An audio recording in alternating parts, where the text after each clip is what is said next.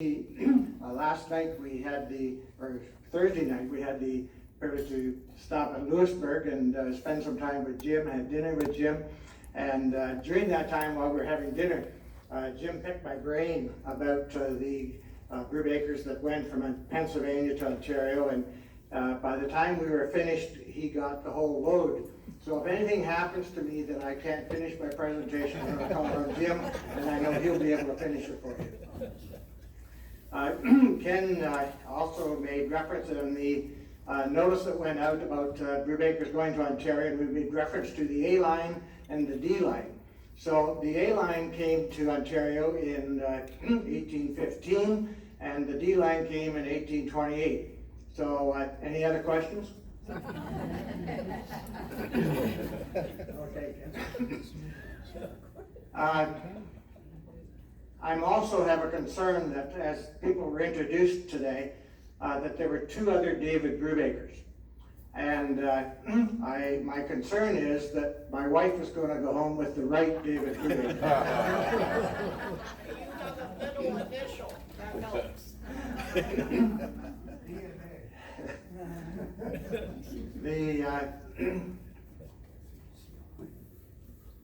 Brubakers tonight, the other thing that is of real interest to me is, and Ken has referred to that, as far as Brubakers and Brubachers, I hope we still say Brubaker, but we have the Brubakers that have gone to Ontario have retained the purity of retaining the CH, and I've always been intrigued by the fact that when we come here that everything is with a K, and yet when I get to the cemetery, the old cemetery, there's still CH. And when did the change take place? And the thing that is amazing to me that with Mennonite heritage, Brubakers, that many Mennonites could make a change and do it all together. During World War I, there was more anti-German sentiment in the country than in World War II. And so if you look at the Gibble book, early on, they're all Brubachers. And in World War I, they changed to Brubaker because it sounded more English. Yeah. Well, that's interesting because in Ontario, there's also a parallel with some of the things, many things during World War I got anglicized to an English pronunciation and or spelling, but for some reason the Brubakers escaped that. But as I said, there's Mennonite background, they stayed pure and didn't get influenced by the worldly influence of the secular society. They retained the CH. What we want to do is just spend a little bit of time, as far as we'll spend time as far as the first settlers, and then the first Brubaker settlers. And in order to get a bit of background as far as the Brubakers, we'll concentrate our first time just on dealing with the early settlers, and then we'll talk about some points of interest. As we want to take a look at the reasons why they wanted to immigrate, and the first reason was that the Mennonite people being very prolific, had large families, and the tradition of giving the boys in the family a farm, and being farm people, there was a great pressure as far as farmland, and farmland was hard to come by. When you think of it, they came in the early 1700s, and by the time they went to Ontario was the early 1800s, and so this was 100 years. And in 100 years, there's 3 to 4 generations. And so if you take an average of the large family, but even if we take an average of 8, which is maybe on the low side for some of them, but if we take an average of 8.5 boys, that's 4, so the first generation is 1, the second generation, that's 4, third generation is 16, and if it's the fourth generation, that's 54. And I know in our own case, we have 4 generations, and there's 47 with our 4 children and our grandchildren and great-grandchildren. So that's 23 boys that I would have to provide a farm for. And so if we were all in agriculture and with farming. So there was great pressure as far as finding farmland in Pennsylvania. And so they had moved on. The other factor was loyalty to the British Crown. And if you recall, as far as Mennonite history, or the Brubaker history, and the early settlers that came to Pennsylvania, it was a grant through the British government and that brought them to Pennsylvania. And also included with that was the agreement that the Mennonite people would not have to bear arms and take oaths and some of the other things that were part of the Mennonite tradition and doctrine. And so they after the Revolutionary War, there was some concern as to, under the new government structure, if these things were going to be honored by the new American government. And so there's a little bit of uneasiness there amongst the Mennonite community as to where that was going to go, what was going to happen. And so there was some loyalty to the Crown that brought a number of them to looking to go to Ontario. The first settlers, we want to take a look at some of the first settlers that came to Ontario. The first settlers that came were in 1798 and was to a settlement called, at that time, called the 20. And there was 10 Mile Creek, 20 Mile Creek, 30 Mile Creek, as you come from Buffalo, that moving west. And today is known as Vineland. And that was the first settlers that came to Ontario, and some of the names of some of the settlers there, and they came from Franklin County in Pennsylvania. At the same time, there was a group that went to Markham, which is just a little bit east and north of Toronto, and there was a settlement there. Both of these were fairly small settlements. The 20, the Vineland, there's one church. As far as Mennonites today, there's one church. At Markham, there's 2 or 3 maybe. And then there was a settlement that came to, those are some of the names that were settled in the York County area. And then they came to Waterloo County in 1880. And the first settlers there were Joseph Shirk and Samuel Betzner.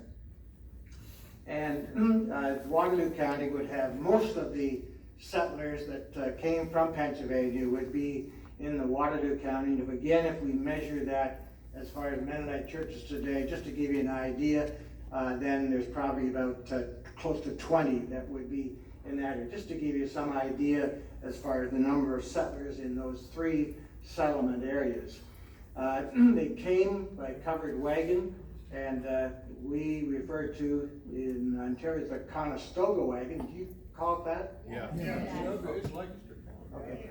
And so the wagons, and some were 4-horse hitches, some were 6, and some of them, along with that, with all of the household equipment that was needed to set up to resettle. Think of it, that they had to. Then on top of that was the food that they needed for the journey, and and then on top of that, some of them took 1 or 2 cows. Some took as many as 10 cows with them, 10 pigs, and then some chickens. So you take all of that together, and then often they traveled with anything from a minimum of 2 to as many as 10 different families together. Sometimes today travel is 430 miles, and some of them it took. The records I could find was 4 weeks. Some of them, one of the groups that went took 10 weeks. Think of it, 10 weeks traveling with cows and sheep and all of that going along with it. Now my click, okay. There were two routes that they took to get to Ontario, and the eastern route, you'll recognize some of the names along there, and then also the western route. You'll notice that in between where they crossed the Niagara River between Lake Erie and Lake Ontario, that little dot in the center is an island, that's Niagara Falls. And so Buffalo, those that crossed at that area crossed above the falls, and those on the eastern route crossed at Lewiston, which was the just below the falls. and so the two different routes. Just before you get to St. Catharines was Vineland, which was the area that was referred to as the 20, and that is a fruit area that the settlers there, it was mixed farming at that time, but then it gradually converted to fruit and peaches, and one of the names of the early settlers there was Culp. My mother was a Culp, and my cousin still runs a peach farm that is in that area. And then up at the point of Lake Ontario, the lake at the top is Hamilton, and then the route going, and you see then to Kitchener in Waterloo County. They came from good land here in Pennsylvania, and first thing what they were looking for was good farmland in Ontario, and that took them most of them to Waterloo County, and even today Waterloo County is known as one of the good farming areas in Ontario, and as far as good farms. And so they had that ability to find good farmland, and they always looked for, the initial settlers were settling along rivers. They followed the river as far as ease of transportation in order to get there, and then and they were able to have a source of water before they could dig wells, and so they settled near the river, and the early settlers settled along the Grand River in Waterloo County. We'll back up. That is, some of you have maybe some idea as far as just proximity, but seeing Hamilton and then Toronto, and that was, if you look at that word Vaughan just above Toronto, the York County settlement would be about where the G is in the word Vaughan, and then Kitchener, that is in the center of Waterloo County, and most of them settled in the Kitchener area. This is the county, that's Waterloo County. Most of them settled when they came, this is Waterloo Township in Waterloo County, and they settled in this area along the Grand River, in this area here, and then and this was that first area that was settled, and then gradually to this area, but then to this one. The A line was the first line that came, and they settled in that area near Kitchener, and then the D line settled in the Woolwich area in that township further in the north, just to give you some idea as far as.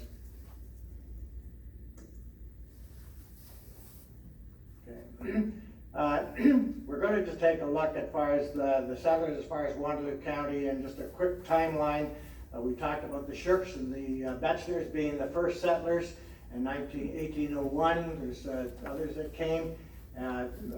Significant in 1802 is Sam Bricker. And in 1803, many of you have heard about the mortgage that was on the land that many of the settlers, when they settled there, they found out that there was a mortgage on the land, and Sam Bricker was the one who in 1803 traveled to Lancaster, a town which is about 30 miles from, I'm going to refer to Kitchener, that area, and it was a place where there was some built-up areas where they could do some business. There was a grist mill there, and they had to travel 30 miles to get to a grist mill, and in the early stages. And so he had gone to Lancaster, and while in Lancaster, he stopped at a tavern to get some food, something to eat, and while there, I overheard a conversation at a table next to him, and these men were talking, and he heard that the land that these people from Pennsylvania were buying, that they did not have legal title to, that there was a mortgage on that land. So he pricked up his ears, got very agitated, and he went to the person by the name of Richard Beasley, who had purchased a large tract of land from the Six Nations Indians, and he traveled then from there he found out that this was true, and then he traveled to Fort York, Toronto, which was the capital at that time of what was Ontario was known as Upper Canada, and he traveled there and to check out the registry office, and found out that it was true that there was a mortgage registered against that land, and that they did not have clear title to it. He then had to go back to his other friends and settlers, and while he was gone, he was so agitated, he went right from Lancaster. This with horseback took a number of days. And he did not show up at home. His wife was very concerned as far as what had happened, and all of the settlers also. And when he did show up, then had to tell them the facts as far as what he found while he was at Lancaster, and that they did not have title to this land. And so in 1803, and they continued 1904 to what were they going to do? And they got together, they sent Sam Bricker and Joseph Erb to Pennsylvania to try to raise $20,000. Most of these were young people who did not have money, and so they went back to Pennsylvania to try and raise $20,000 to clear off this mortgage. They were instructed to go to Franklin County to raise this money, and they went there and did not get a good reception. And it was much as the story was, well, sorry for your luck, and goodbye. And so Joseph Shirk was very disgruntled and disappointed, and he went back to he went home, and he went back up to Canada again to tell people that he did not have any response. Sam Bricker had a little more encouragement, I guess, and enthusiasm, and he thought he will continue over to Lancaster County and meet with some of the people and friends that he knew there to see if they would respond. And he did that, and then there was a meeting at a farm in the Eby house, and I think it was at Hammer Creek, and one of the elderly Eby people, I believe it was a Hans Eby, stood up. Most of them were, again, very negative, but he stood up and said, gentlemen, I truly believe that this is our Christian duty to respond to help those in need. And that helped to sway the group, and they anteed up to $20,000, and out of that was formed the German Company Tract. And then in 1805, the company was formed, and then the next step was to survey the land and have it surveyed so as everything was ready then for settlers. So there were no settlers that came then during that time of 1803, 1804, 1805, and then was a large group that came in 1806 after all of that was finalized.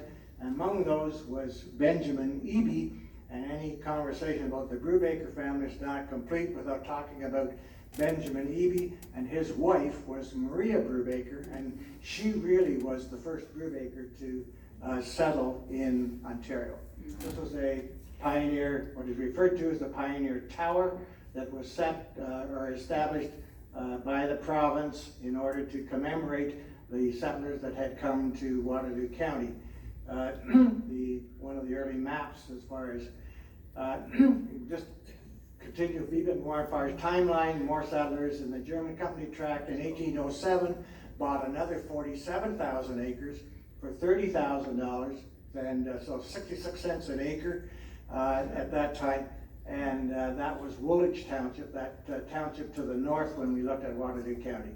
And continued settlers, hardly any settlers in 1810 and 1811. And if the Anglo-American War was in 1812, 1814. And so usually before there's a war, there's some unsettled things going on. So during that time of 10 and 11, probably there was some unsettlement as far as what was happening as far as the British and the Americans, and so that affected the. So in 1815 then was the first male Brubaker that came. He was from the A line. He came on horseback, and then he went back to Pennsylvania, and then he returned with his mother. His mother was widowed at this time, Susanna, and she returned with him. And the story is told that Susanna was a very plucky, was the term used, woman, and that she also did everything right.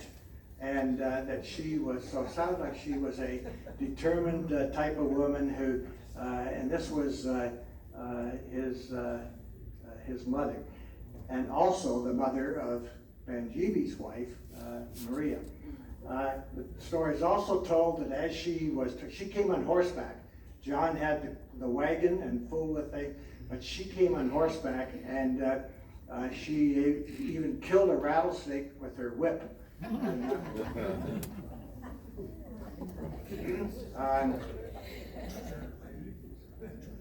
So don't mess with her. In 1870, when John came to Ontario, he was 20 years of age. And then in 21, in 16 and 22, then when he married Catherine Shirk. And Catherine Shirk was the daughter of the Joseph Shirk, which was one of those first two settlers in Ontario, Shirk and Betzner. So she was the daughter of, so that was his wife.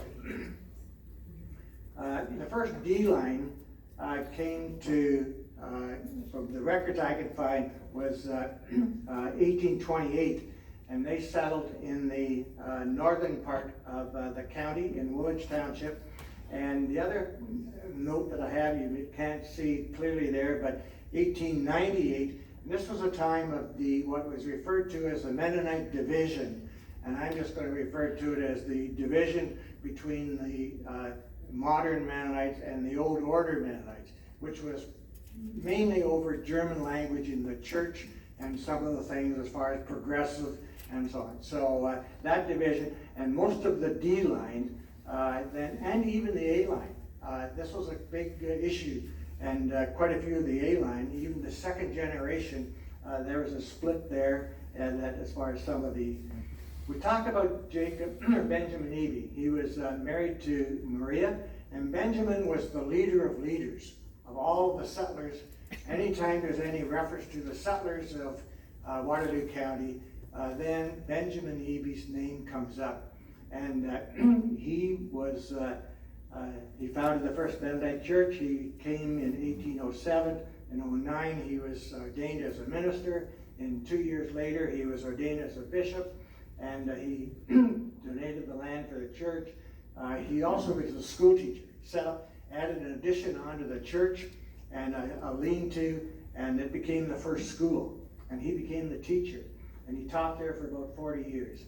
1807, when he came, he brought the money with him as far as that second purchase, the other 45,000 acres.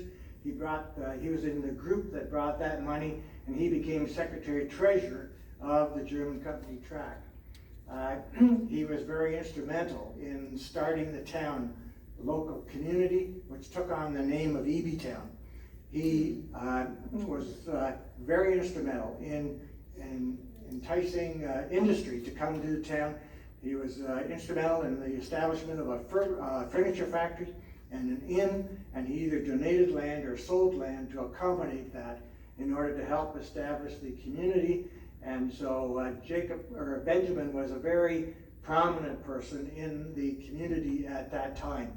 And it's often said that behind every successful and leading man, there's a successful and a driving woman and a wife. And so we're going to say that his wife, Maria, which is a Brubaker, and because we're in a Brubaker reunion, we're going to say that she was the driving force that did all these things. And as we would say in Canada, she made the snowballs and he pitched them. There you go. There you go. So that's our story. We're going to stick to it.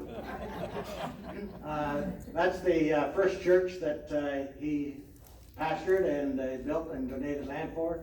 The second one, and then there's two more in between, and the present church today, probably one of the largest Mennonite churches in Ontario, and Benjamin Eby and Maria were the beginning of that.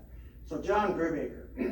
John is the first male line that came to Ontario. He was A line, and he came in 1815, and like many that went from Pennsylvania first, we talked about the pressure there was as far as finding farmland for the young men, and so trying to find farmland for the next generation, it was hard to find. So many of them were young that needed farms, and they heard about this land of opportunity, and so many of them were young. Many of them went and took a trip 1 year to scout the land, select the lot, and then they would come back.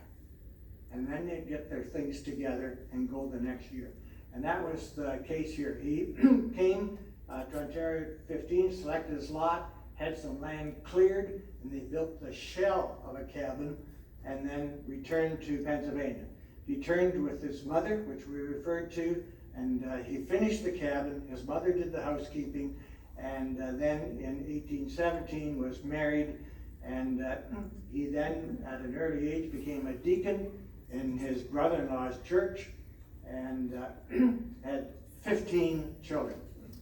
And we will see later that reference that he bought a farm for every one of his children, not just the boys, but every one of his children. We'll see. And then from his line was son Jacob, and then Christian, then Jacob, and then Elmer, and then myself, my son John, and then he's got 2 boys too. So that's the, this was the tombstone at that, what is the Eben Church, now known as First Mennonite Church in Kitchener. And it's a replica. The first one was damaged, and it's a replica. This was the second generation, Jacob. And Jacob is sort of an interesting story also. The second generation, he was given a farm that was west of Kitchener. He grew up on the one that was in town. And the interesting thing, when John built his house, he built it on a house which today is on Brubaker Street in Kitchener. And a number of the streets in that vicinity, Peter and Lydia, are all names of children of John's. And so John did have an influence, along with his brother-in-law, in helping to establish that little town of Ebytown, which is now the thriving city of Kitchener. Jacob had a land a little bit on the west of Kitchener, and established a farm there, and it's actually the farm that I grew up on. And the story is told that he was a fairly strong person. He could lift a keg barrel of cider on his shoulder and then drink from the bunghole from Sure. He also was very friendly with the Indian boys that were in the vicinity, and he could race them and he could outrun them, the Indian boys, as far as racing. So he had some speed. The next in line was Christian Brubaker, and the story there was that he was a very prosperous farmer, and the farm just being on the edge of Kitchener, he made his living by in the large woodlot, bush on the farm, and when I was there it was 80 acres, and they made wood in the wintertime and they hay in the summertime. My father tells a story of, as a young boy, going to the Kitchener market with a load of hay and a load of wood. They would take orders at the market on Saturday, and then they would deliver them during the week. And the hay for the stables and the horses, and then the wood as far as fuel. And then in the early 1900s, 20s, 30s, 40s, when oil came along, the combustion engine, then both of those markets disappeared, and they had to change. And my father was really the first one that carried on a mixed farming operation. This was the farm that second generation, John built. He took over this land in 1840, and then built, there was a small frame house, and then built this. And then, as I remember it, there was his son, Christian, built, added onto it. They added a piece on the end and a wing on this side, became an L. There's a little different than your traditional Mennonite house with a dotty house, but it was a full double house. There were 10 bedrooms, 5 on each side, and full dining room, living room on each side. And because of their involvement in farming, the type of farming, with wood and hay, they had a lot of hired help. And neither one of them had large family, and so there's a lot of hired help. And so they, and that was the interesting thing with the house is that It was next to the city of Kitchener, and my father didn't have a chance to buy it. It was starting to be worth more for real estate than it could be for farmland. It was sold in 1964, and then during the 70s, the house was selected by the Waterloo County Historical Society to be a historical site. But it was a developer that bought it. The house was rented out to university students, and there's a fire there and the house burned before they could finalize it. And they couldn't fix it anymore. And so it did not become, but it was nominated as a historical site. The barn, and this was changed, there was a big straw shed, another added on to it, but that's my great-grandfather, Christian, and then in the buggy, my grandfather and grandmother. Then I talked about hay. There was another barn behind that, which was called the hay barn. Now, this is Brubaker House, and this is in Waterloo. It's on the property of the Waterloo University, and this is a historical site. And this is John E. Brubaker, and this was the brother of Jacob, also generation to one of those 15 children of the original John, and that got a farm. And this was one of his farms. I didn't mention, but with John, he got 100 acres when he bought his first land, which was this farm right next to Ebe's, Benjamin Ebe's in Kitchener. And then his mother, when she left to come back to Pennsylvania, she sold him 896 acres. And it was 75 cents an acre. So there's a bit of shrewdness there. We talk about her being this punky, spunky woman, but she's pretty shrewd too, because she bought that land through probably her husband through the German company tract, which was 33 cents an acre. So she doubled her money with her son.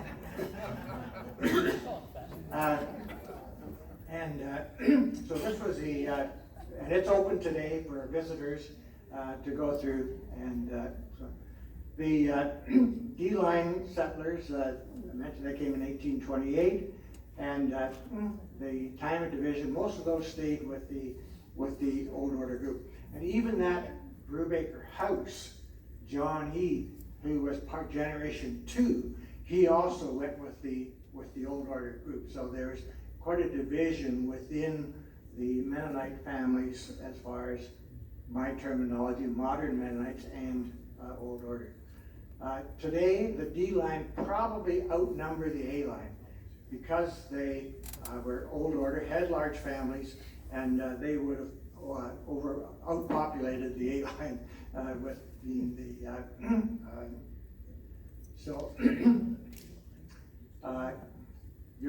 most of you are familiar as far as the Old Order, and I had a chance my grandfather took me to ask if I wanted to go to a funeral one time at the one of the Old Order services at churches.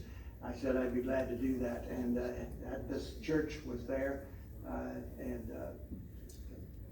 now, as has been mentioned, the 100th anniversary in 3 years from now is going to be in Ontario, and so I want to just take a minute here to just show you a few things so you can start planning and why you would want to go to Ontario as far as the 100th anniversary.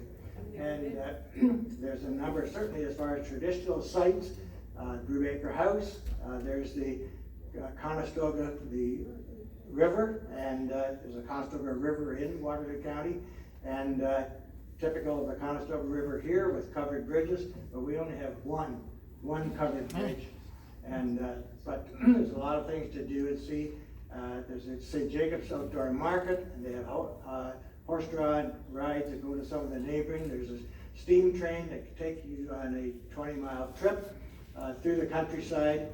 We're about from Kitchener, and I'm assuming the reunion would be in the Kitchener area. Toronto is about an hour's drive. Toronto is the 3rd largest metropolitan community in North America, behind New York City and Chicago, or Los Angeles. And so it's has everything that the large metropolitan areas would have. That tower, the CN Tower, at one point was the tallest structure in North America, or the world, I guess. And that's been outstripped today. But you can go up the tower, there's a revolving restaurant, and at the bottom is the Scotia Bank Center, which is the home of the champion Toronto Raptors.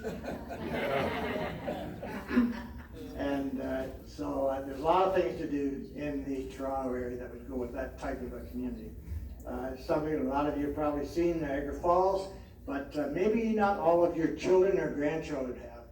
So this is a great opportunity to combine the reunion with a trip and bring your children and your grandchildren and see some of the sights that, and then to do some of the things and the attractions at Niagara Falls. And Ken, I can just see you and Jane and Marion just going down.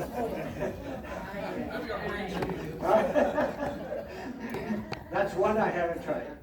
But the cable car that goes across the river, we've been on that. And this is one of the villages that real close to Niagara Falls, very scenic, quaint little town, Niagara on the Lake. And there's many of those. For those that want the more adventurous type of thing, there's Canada's Wonderland and an amusement park with all kinds of rides. And this is just coming down off the top. Been on that. It's a great ride. We'll vouch for it. And then for the more those that want to take maybe a week or a number of days, the Muskoka District is the lake district that is probably about 3 hours from the Kitchener area north. It's an area with a Precambrian shield, granite rock, trees, lakes, hundreds of lakes. And just a great area where you can find a cottage, kick back, relax. And if you want more activities, then for children and young people, certainly as far as tubing, this is one of our granddaughters, and wakeboarding. Ken, this one's for you. Anytime I talk to Ken about Ontario, he always says fishing. So Ken, there's all kinds of fishing. There's fishing that can be done as far as locally that's close, that Toronto has tours that go out on the Lake Ontario as far as salmon fishing. Most of you get talking about pickerel or walleye fishing, and that's a little further north. That's about 5 hours north to get to good, maybe 3, I can get some, and then that's my son-in-law, and he's a big fisherman, and that's one of our granddaughters. So this is time to give some thought to planning your trip. We want to just tease you a little bit as far as, and there certainly will be lots of opportunity for you to combine things around planning for the 100th reunion in Ontario in 2022. Thanks, Ken.